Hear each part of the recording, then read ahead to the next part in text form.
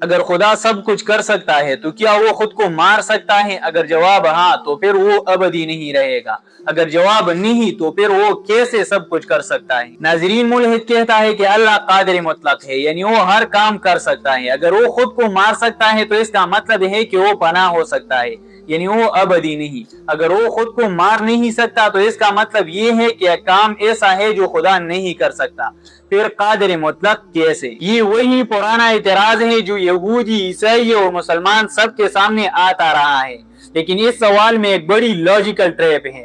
سب سے پہلے یہ سمجھے کہ قدرت مطلقہ کا مطلب یہ نہیں کہ وہ منطقی طور پر ناممکن چیزیں بھی کر سکے۔ عقل کہتی ہے کہ قدرت صرف ممکن چیزوں پر ہوتی ہے، ناممکن چیز قدرت کا موضوع ہی نہیں۔ تو سوال لغو ہے۔ یہ سوال ایسا ہی ہے جیسے کوئی کہے کہ کیا اللہ مربع دائرہ بنا سکتا ہے؟ تو جواب نہیں، کیونکہ مربع اور دائرہ ایک ساتھ جمع نہیں ہو سکتی۔ تو اس کا مطلب یہ نہیں کہ اللہ کمزور ہے، بلکہ یہ منطقی تضاد ہے۔ امام غزالی اور ابن سینا رحمہ اللہ فرماتے ہیں کہ اللہ کی قدرت ہر ممکن شے پر ہے، ناممکن شے پر نہیں، اور خود کو مارنا اللہ کے لیے ناممکن ہے۔ اللہ کو واجب الوجود مان کر اس سے ممکن الوجود والی باتیں کرنا صرف عقل کو الجھانے کے لیے ہے، نہ کہ اللہ کی قدرت کو چیلنج کرنے کے لیے۔